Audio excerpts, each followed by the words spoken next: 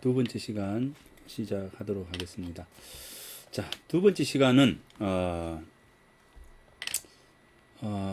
요 주제를 이제 좀 바꾸겠습니다. 이전까지는 책 읽기에 대한 부분들을 이야기했지만 이제부터는 이제 책을 읽으면서 글을 읽으면서 문제 그러니까 이제 글의 맥락을 파악하고 문제점 발견해 나가는 뭐 문제점이라기보다 큰 틀에서 글의 맥락을 이제 파악해가는 이제 이 이야기들을 한번 하겠습니다. 글의 맥락을 파악하는 것의 중요성에 대한 부분들을 하고 맥락을 파악해가는 부분입니다. 그래서 우리 교재에는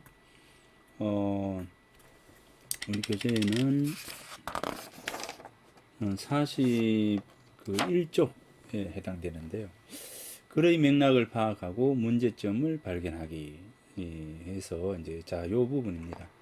우리 뭐 강의 이 안에서는 강의 교재 요 부분에서는 이제 스토리어텔링 이렇게 이야기를 하는데 아무튼 이제 스토리와 텔링이라고 하는 이 두 부분입니다. 이 스토리 이야기가 있고요.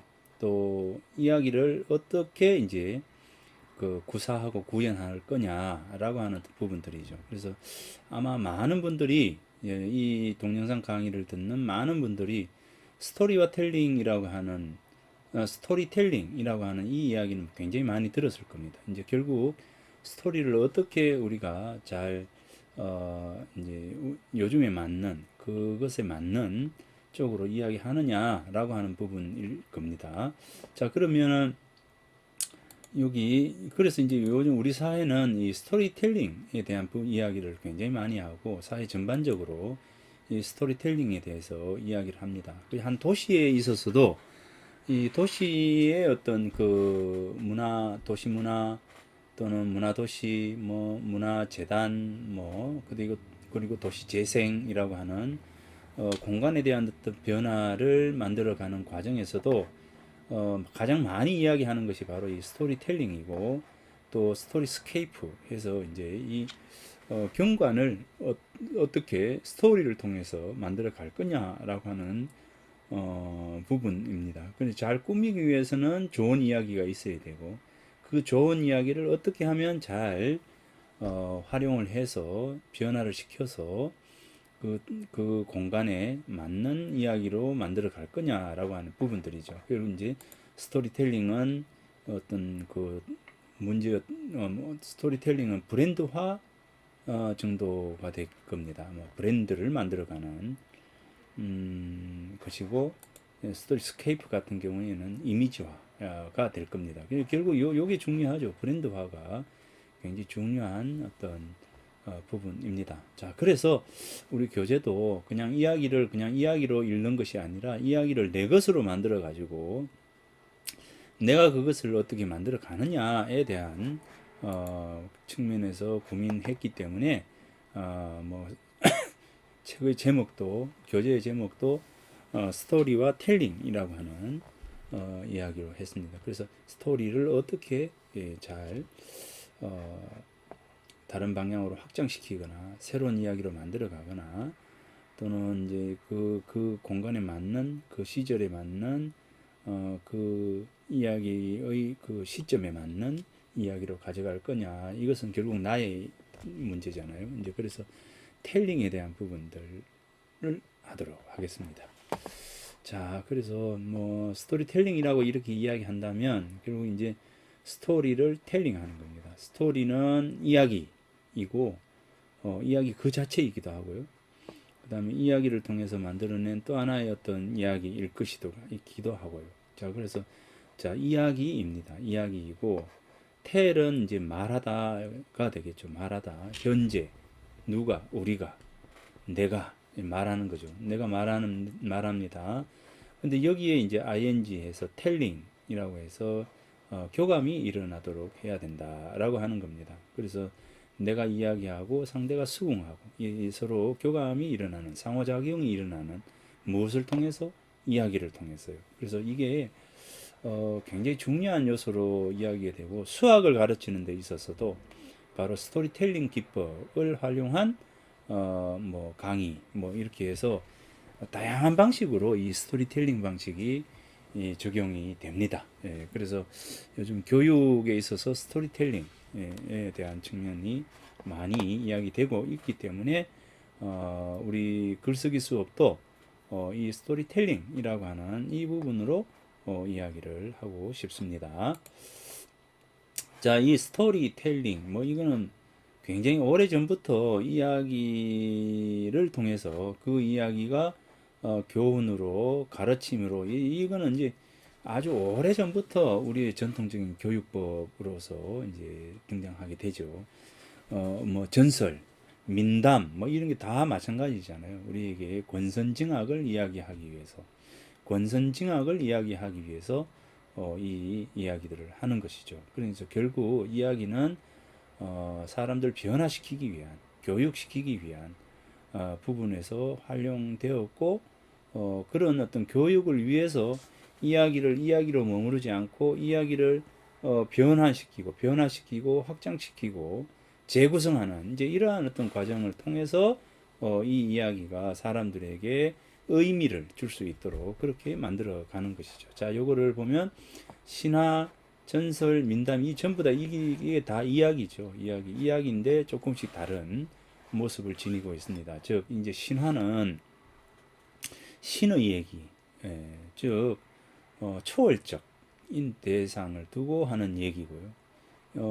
그리고 이제 이 국가에 대한 어떤 건국 신화라든가 시족 신화라든가 해서 아주 초월적에 대한 어떤 부분들이 있고 또 이거는 이제 구체적인 장소라든가 이런 것이 다 있습니다. 다 있고요. 이 전설의 경우에도 이제 구체적인 장소가 제시가 되고 어떤 인물이 제시가 되죠. 자, 그런데 여기서는 이제 신화처럼 이렇게 초월적이고 뭐 신성성이라고 하는 부분들은 거세가 되는 것이죠. 즉 사람에 대한 얘기이고 여기는 신에 대한 얘기이고 그죠? 신성성이 있을 때 우리는 신화라고 하고 신성성이 없고 사람에 대한 얘기를 할 때 그것은 전설이라 합니다. 다만 이제 때가 분명하고 어느 때 어느 곳 장소가 분명할 때 우리는 그것을 전설이라 합니다. 그런데 이제 이 전설에서 민담으로 이렇게 내려오게 되면 이 민담은 옛날에 이렇게 해서 때와 장소가 정확하지는 않습니다. 그죠? 그런데 이제 장소는 있어요. 장소는 있기는 하지만 때가 정확하지는 않습니다. 그래서 그러면서 이제 이 민담에서는 교훈을 주는 교훈성이 그 가미가 됩니다. 예, 그래서 장소성은 없지만 교훈성이 가미가 되어서 이 교훈을 통해서 메시지가 부여되는 것이죠. 메시지. 그래서 텔러, 이야기를 만드는 사람의 개인적 가치와 공동체의 가치가 바로 이 이야기 속에 녹여 있는 거죠. 녹아 있게 되는 부분입니다. 자, 그래서 요 부분에서 텔러의 그 메시지라고 하는 어떤 부분들이 굉장히 중요시되고 그러한 어떤 텔러의 메시지에 대한 측면들이 결국 이제 요 부분들이 됩니다. 자,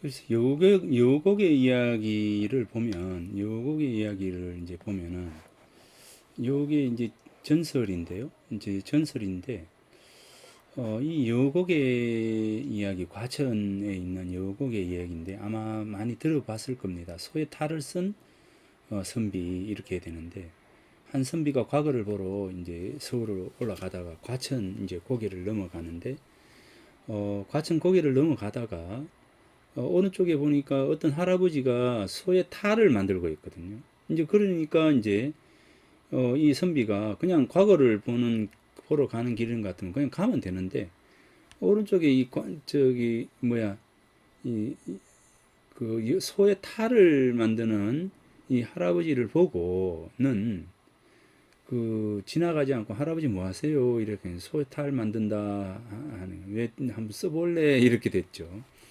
그래서 써보자 싶어서 썼는데 이 탈이 벗겨지지 않는 겁니다. 그래서 소리를 막 지르고 해도 음매 소리만 나고 이제 그 소가 되어 버렸죠. 그래서 소가 된 그 다음 날 돼서 이 할아버지가 이제 우시장이라 하죠. 소 매매 시장에 가서 이 선비를 이제 팔게 되죠. 소가 된 선비를 팔게 되는데 그 자리에서 이 선비가 나는 소가 아니라 사람입니다라고 아무리 해봐야 음매 소리만 나더라는 거죠. 이제 그래서 그러면서 이 할아버지가 이 이 소를 팔면서 남긴 마지막 말이 뭐냐면 물을 먹으면 이 소는 죽으니까 물을 먹으면 안 된다. 먹이지 마라. 이렇게 이야기합니다. 이제 그래서 이 소가 팔려서 이제 죽도록 이제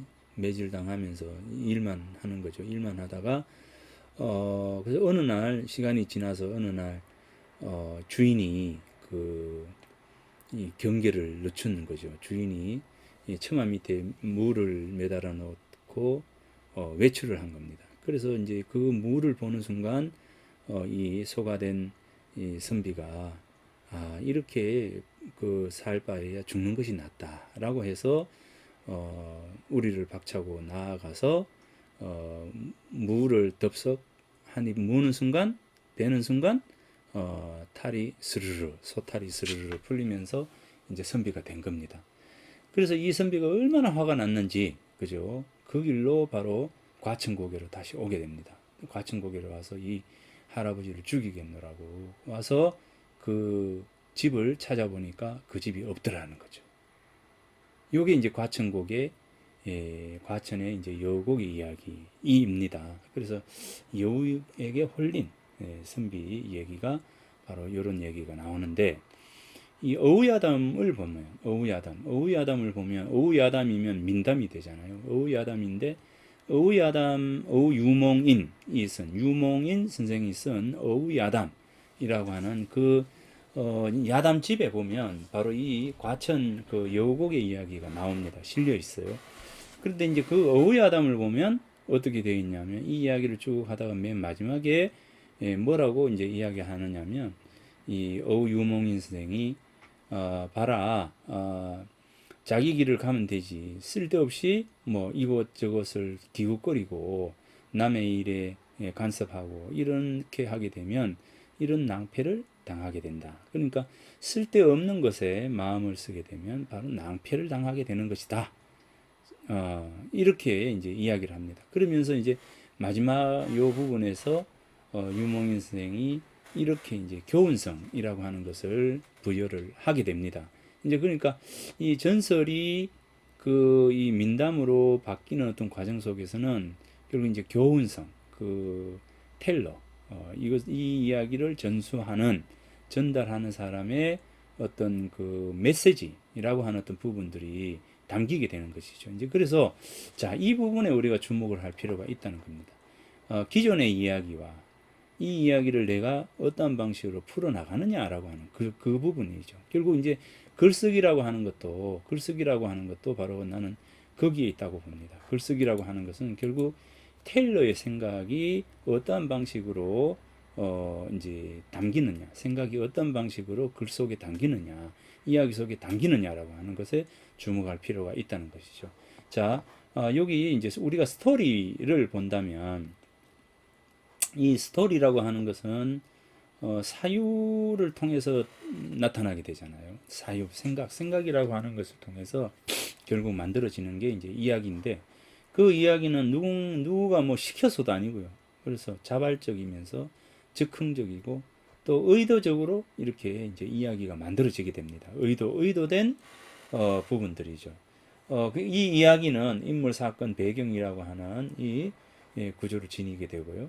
자, 그래 어찌됐든 이게 자발적, 즉흥적, 의도적으로 만들어지면서 지어지면서 이 이야기를 이야기 스토리를 보고 듣고 그죠 쓰고 말하고 이런 어떤 과정을 통해서 이 이야기가 어떻게 됩니까?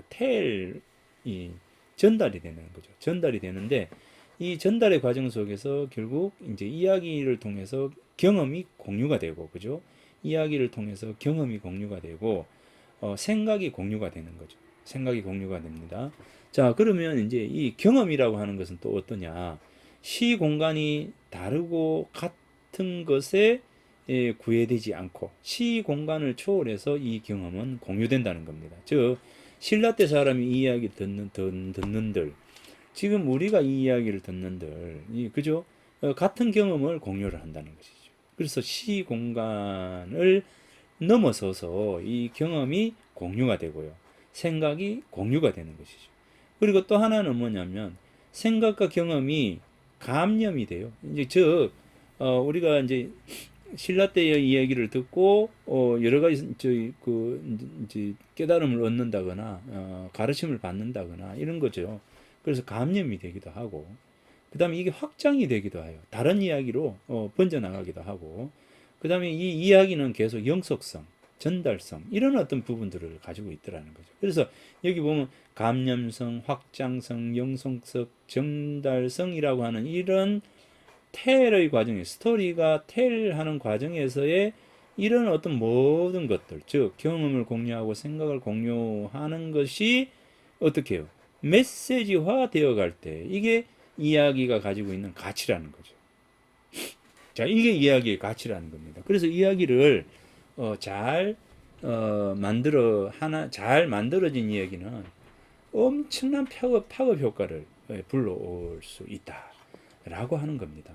자, 이게 우리가 이제 하나의 논의를 만들어 나갈 때 이렇게 이제 기존의 것을 통해서 만들어가는 거. 자, 메시지에 대한 부분들입니다. 자, 그러니까 스토리텔링이라고 하는 것은 굉장히 중요하다라고 하는 것이고요.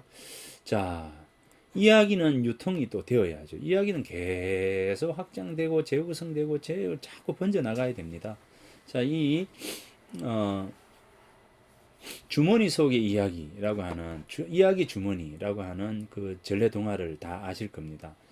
자, 이야기를 좋아하는 사람, 옛날 이야기를 좋아하는 아이가 있었는데, 이 아이가 이제 이야기를 쭉 이제 적죠. 이야기를 적어가지고, 들은 이야기는 다 이제 글로 적어가지고, 그거를 주머니 속에 탁 집어넣습니다. 그래서 주머니 속에 이야기가 다 들어가게 됩니다. 그래서 이 아이가 세상의 모든 얘기를 다 듣고 글로 써가지고 그 주머니 속에 집어넣어 버리니까 세상 이야기가 없어진 거죠.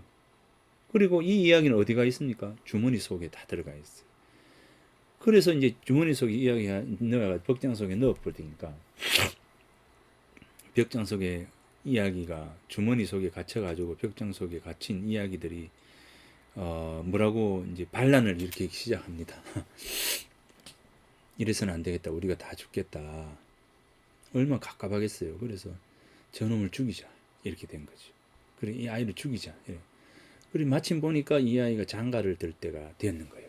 그래서 장가 드는 틈을 타서 저 아이를 죽여야 우리가 살 수가 있다. 이렇게 된 거죠. 그래서 이야기들이 모의를 작당을 하게 되는데 그 이야기의 작당을 머슴이 도령의 머슴이 이제 듣게 되는 겁니다.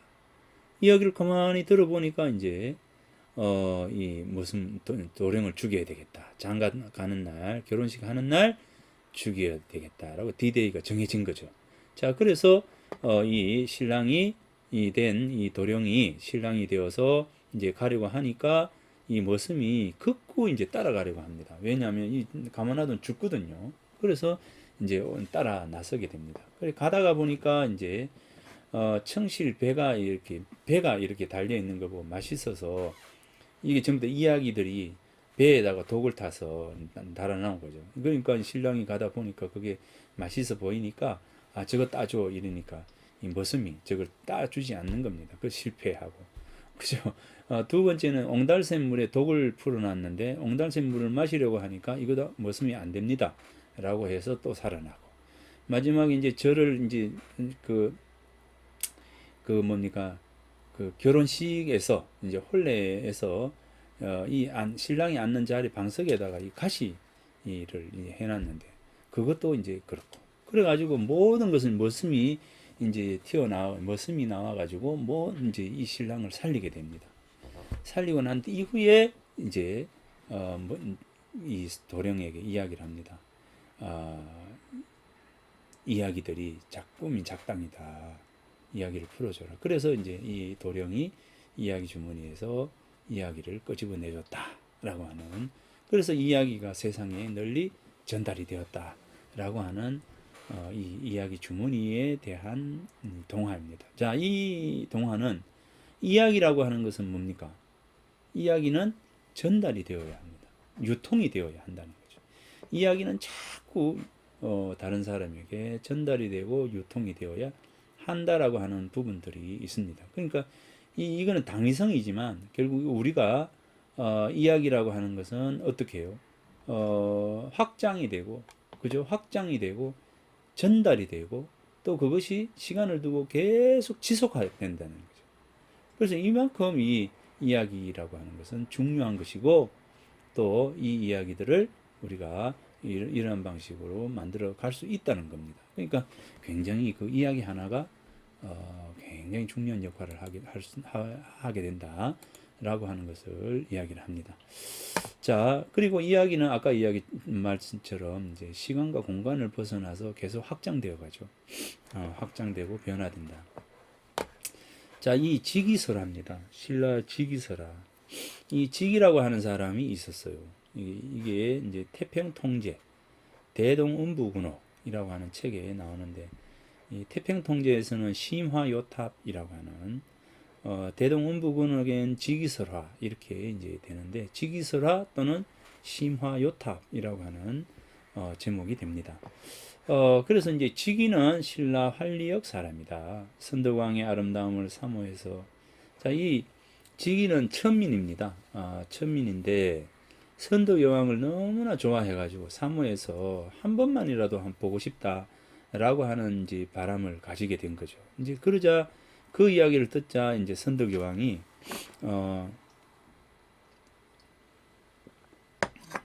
성군이죠. 선덕 여왕이 이 영묘사라고 하는 곳에, 영묘사가 이제 선덕 여왕의 개인 절입니다.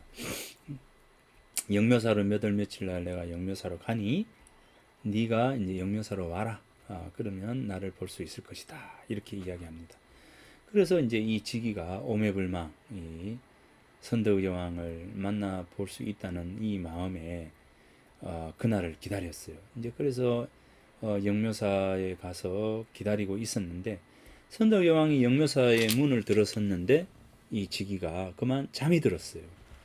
그래서 이제 선덕 여왕이 지기가 잠이 든 것을 보고 법당에 올라가서 향을 공양 사르고 이렇게 이제 하고 나왔는데도 불구하고 그때까지도 이 지기가 자고 있었어요. 그래서 선덕 여왕이 그 자신의 팔찌를 풀어가지고 지기의 가슴에 딱 얹어주고 이제 갔어요. 선덕 여왕이 가자마자 이제 지기가 잠을 깬 거죠. 그래서 보니까 자기 가슴에 선덕 여왕의 팔찌가 놓여져 있는 거예요. 그러니까 어떻게 해요? 너무나 화나고, 그죠? 너무나 슬퍼서 사모하는 마음이 너무나 이제 거기에서 자기 몸에서 불이 나가지고 즉 상사병으로 죽게 되었습니다. 심화요탑, 마음의 불이 탑을 에워사다. 심화요탑해서 마음의 불이 탑을 에워사다. 에워살 요자거든요. 이제 그래서 심화요탑이라고 하는 이 불타서 죽었어요. 그러니까 상사병으로 죽어버린 겁니다. 이제 그러자 이제 이 선덕왕이 주문을 지어서 이 지기의 영혼을 위로합니다. 위로까지 해줍니다. 자, 근데 이게 삼국유사, 태평통제 대동음부군옥이라고 하는 우리나라의 설화집에 이게 이제 나오는데, 묘한 것은 이제 인도의 그 대지도론, 용수의 대지도론이라고 하는, 여기에도 보니까 이런 이야기가 나오는 거예요. 구모두라고 하는 왕녀가 있었는데, 그죠? 술피가라고 하는 이제 어부가, 술피가라고 하는 어부가 있었는데, 이 술피가가 이제 성의 요 누각의 창에 비친 왕녀, 그러니까 공주죠, 공주의 얼굴을 한번 본 이후에는 사모하는 마음에 이제 상사병이 들었습니다. 그래서 음식을 다 이제 음식을 먹지도 못하고 사람이 거의 죽게 되었어요. 그래서 이제 이 어머니가 이 자식이 물어보니까 공주를 너무 좋아한다는 거죠. 이제 그래서 이 엄마가 공주를 만나서 공주에게 가서 매일 만난 생선을 주는 겁니다. 이제 생선을 주니까 어느 날 이 그 왕녀가 그 생선을 보고는 이제 왕녀가 이제 무슨 소원이 있냐 이제 할머니를 불러서 내한테 뭐 바라는 게 있나 이러고 맨날 어떻게 된 게 이제 그, 그 생선을 만난 생선을 그 값도 받지 않고 주니까 그래서 내가 보답을 해야 되겠다. 뭔 소원이 있냐라고 하니까 사실은 내 아들이 좋아한다. 그러니까 이제 이 왕녀, 즉 공주가 몇월 며칠에 이제 그 서원, 그죠? 사원의 뒤쪽에 천사 이랬는데 사원으로 와라 이래 된 거죠. 그래서 이제 이 그 할머니의 아들이 그날 이제 갔어요. 이제 가서 사원에 이제 갔는데 사원은 이제 신을 모시는 곳이잖아요. 그래서 사원에 이제 그 사원에서 이제 사원을 수호하는 신이 가만히 보니까 이 안 되겠거든요. 그래서 이제 이 술피가라고 하는 어부를 잠이 들게 만들어 버립니다.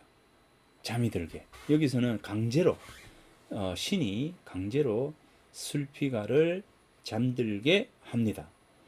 그래서 이제 그 공주가 와서 보니까 잠이 들어 있거든요. 그래서 이제 그 사원으로 들어가서 한잠 있다가 이제 나왔어요. 나왔는데 그때까지도 이 어부가 자고 있거든요. 그래서 어떻게 하는 수 없이 막 흔들어 깨웠는데도 안 돼. 그래서 이제 자기가 가지는 목걸이를 이 남자의 가슴에 얹어주고 갑니다. 그래서 이제 왕녀 공주가 가자마자 바로 잠이 깬 이 어부가 자기 가슴에 얹어져 있는 뭡니까 이 목걸이를 보고는 상사병으로 죽게 됩니다. 가슴에 불이 나서 죽게 됩니다. 자, 이 그 부분, 자, 이 대지도론에 나오는 얘기나 그 우리 이 태평통제 대동운부군역에 있는 이 이야기나 같은 그 전개죠. 이야기의 전개는 같습니다. 그런데 여기에 한쪽은 팔찌, 이 신라에는 팔찌, 그러니까 선덕여왕은 팔찌를 주고 이 공주는 뭡니까 목걸이를 줬다는 거죠. 그리고 이쪽에는 어부가 되고 그죠?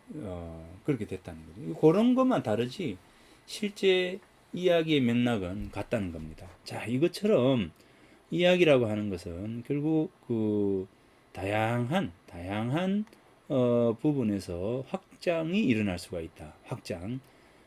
이야기가 같은 이야기지만 다르게 불리어지게 쓰여지게 되는 그런 모습을 지니고 있다는 거죠. 그러니까 이야기는 계속 변화하고 확장되고 재구성되고 이제 그렇다는 겁니다. 자, 이것을 이제 생각을 해보면, 자, 이걸 통해 가지고 결국 교훈성도 들어가 있기 때문에 교훈성, 확장성, 그죠? 영속성, 뭐 이런 여러 가지가 있기 때문에 이거를 강의라고 하는 어떤 부분에 우리가 다 이렇게 잘 하게 되면 결국 이 이야기를 통해 이걸 잘 수 있지 않을까라고 하는 겁니다. 그걸 거꾸로 놓고 본다 해도 이야기의 주제를 발견하고 그 다음 이야기를 확장시켜 나가고 그리고 이야기를 재구성해 나가는 어떤 부분들은 결국 학생들이 자신의 어떤 생각들을 발전시킬 수 있는 그런 중요한 어떤 요소가 된다라고 하는 것입니다. 이제 그죠? 자, 그래서 내가 이 수업에서 이 부분을 이제 한번 이야기해 보려고 합니다. 자, 이야기해 보려고 합니다.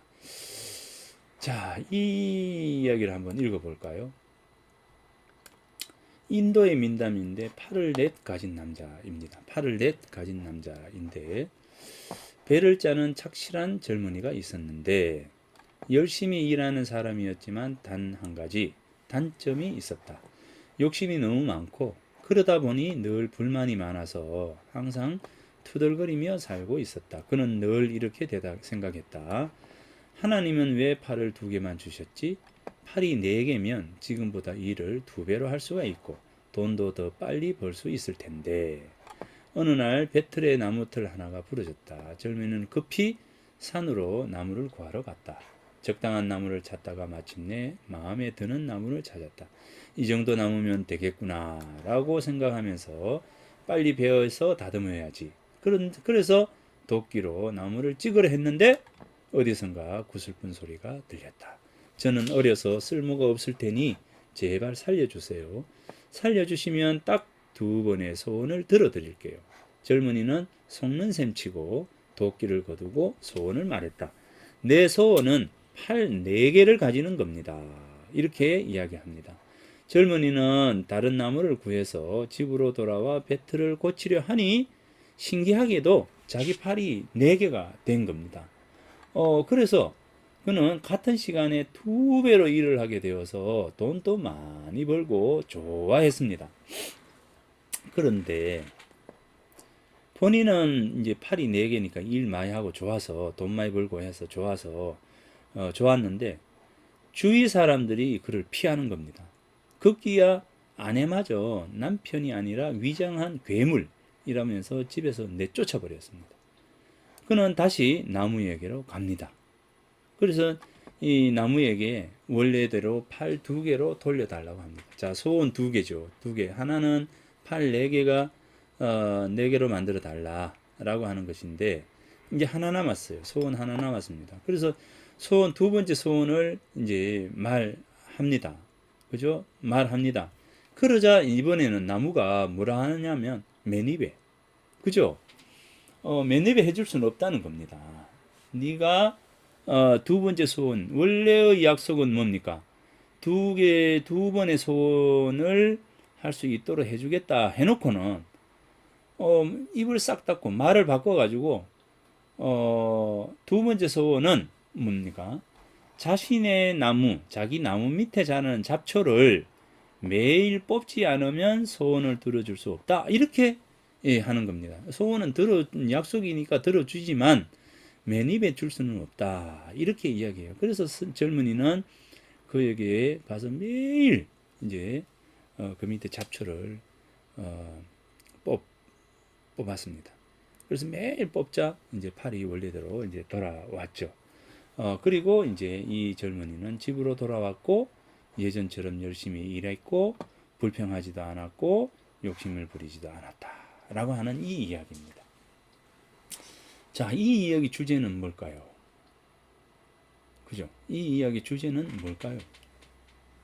이 이야기 주제.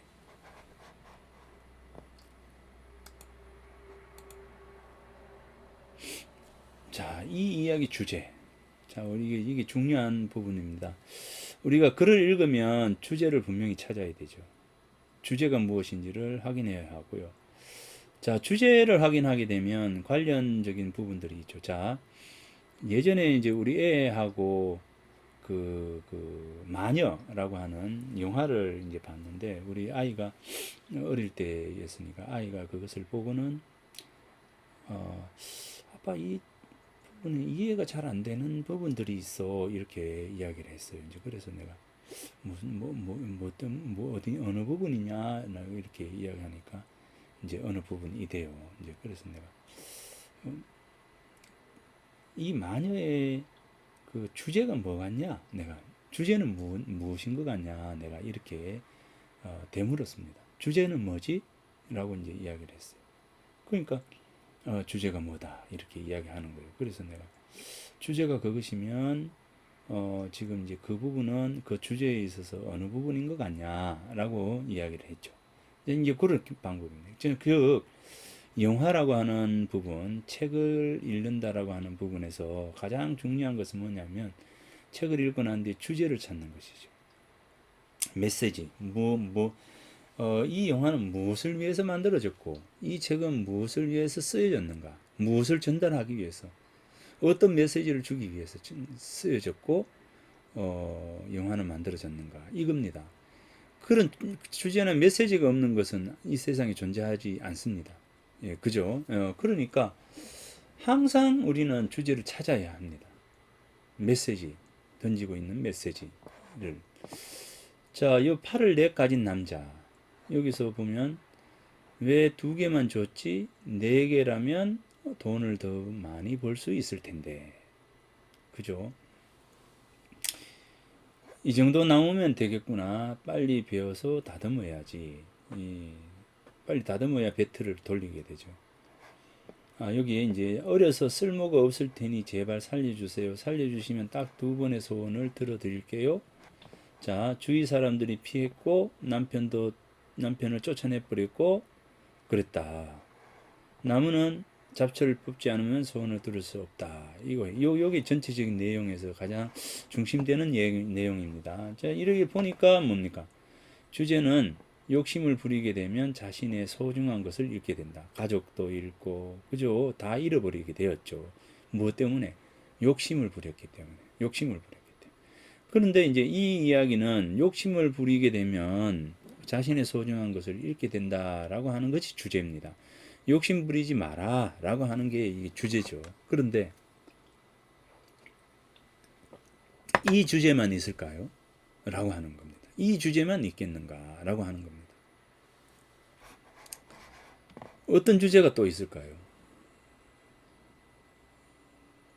한번 생각해 보십시오. 이 어떤 주제가 또 있을까요? 자, 이 이야기에서. 자, 여기 내가 정리를 했는데, 자, 정리된 요것 중에서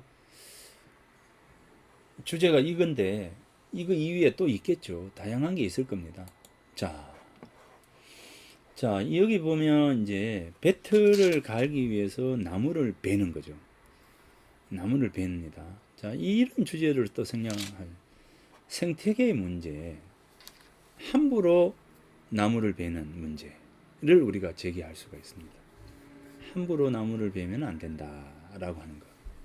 그죠? 요 이야기도 있을 수가 있고요. 주제를 찾을.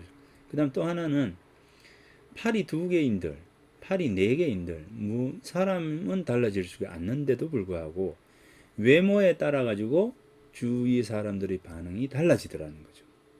즉 우리 속에 있는 장애인에 대한 차별이라고 하는 이 문제도 이 이야기 속에서 제기할 수 있다라고 하는 겁니다. 첫 번째는 이제 생태계의 문제, 함부로 베어버리는 이런 부분에서 우리는 생태계의 문제를 제기할 수가 있고, 그죠? 그다음 두 번째는 장애인에 대한 어떤 부분들이 있고, 그다음 세 번째는 나무를 통해서 개인주의적인 어떤 부분들을 또 이야기할 수가 있을 겁니다. 그러니까 자기에게 이익이 되는 방향으로 해석하고 가는 거죠. 이제 그래 되니까 이 부분들이 있습니다. 그러니까 단순히 욕심 부리지 마라가 아니라 나무를 함부로 베서는 안 된다라고 하는 것과 장애인에 대한 차별을 해서는 안 된다.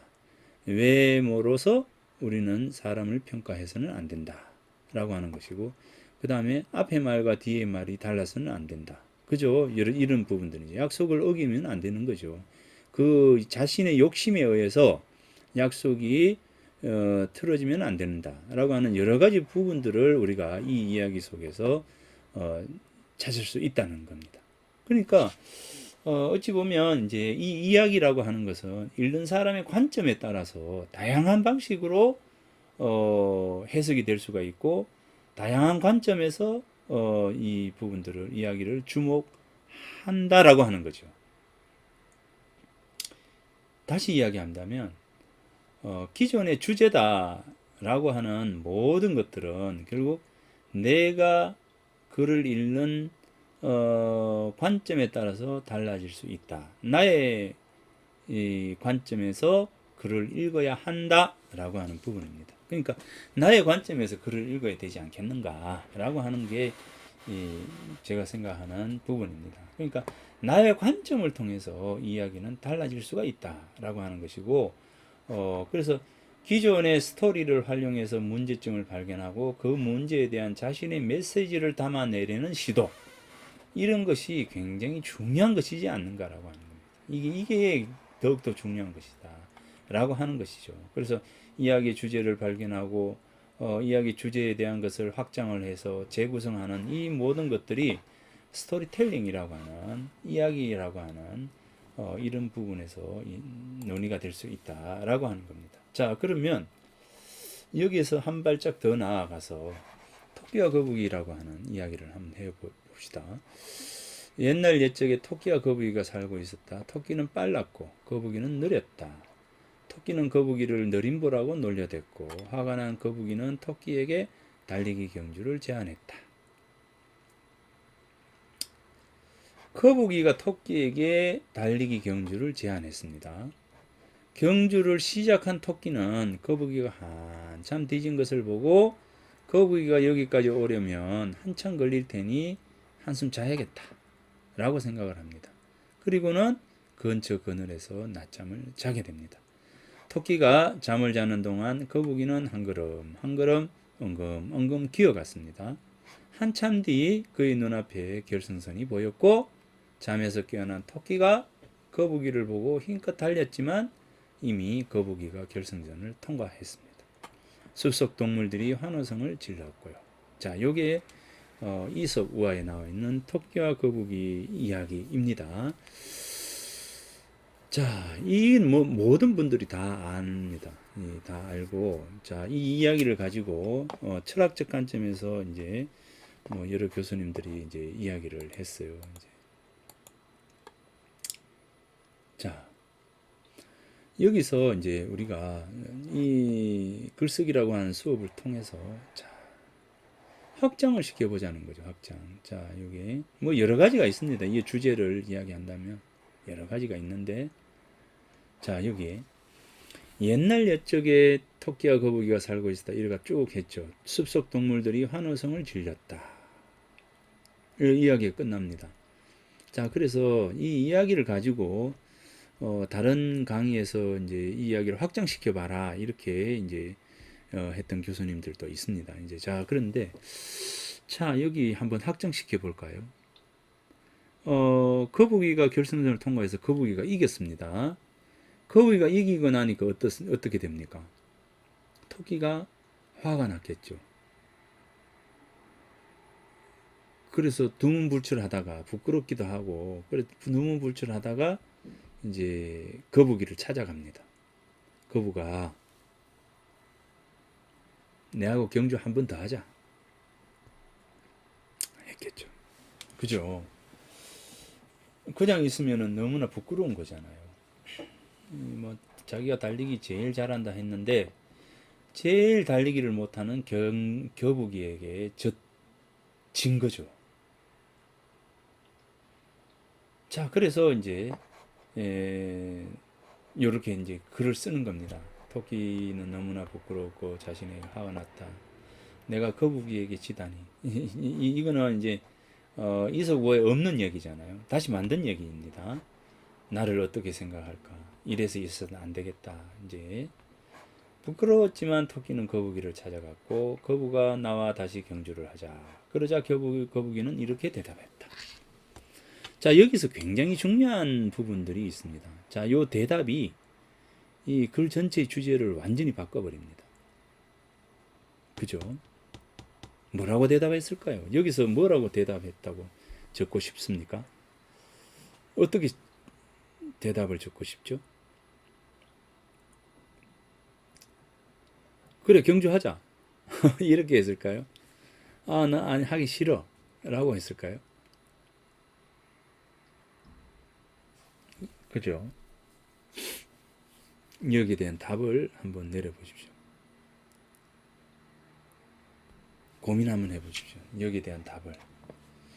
요 답, 숙제. 숙제입니다. 일주일 동안 숙제. 요 답.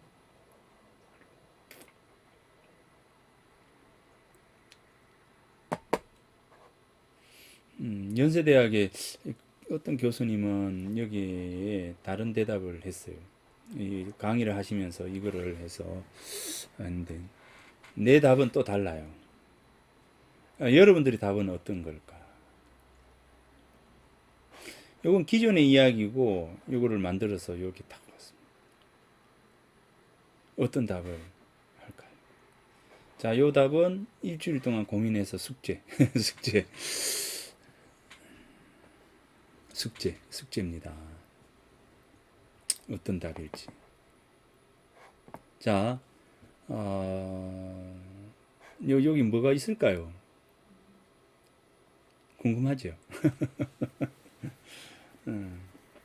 자, 이 답을 한번 찾아보기 바랍니다. 뭐 어떤 답이라도 관계없죠. 그 답에 따라서 주제는 달라집니다. 그죠? 자, 한번 답을 한번 찾아보기 바랍니다. 자, 오늘 수업을 여기서 마치도록 하겠습니다.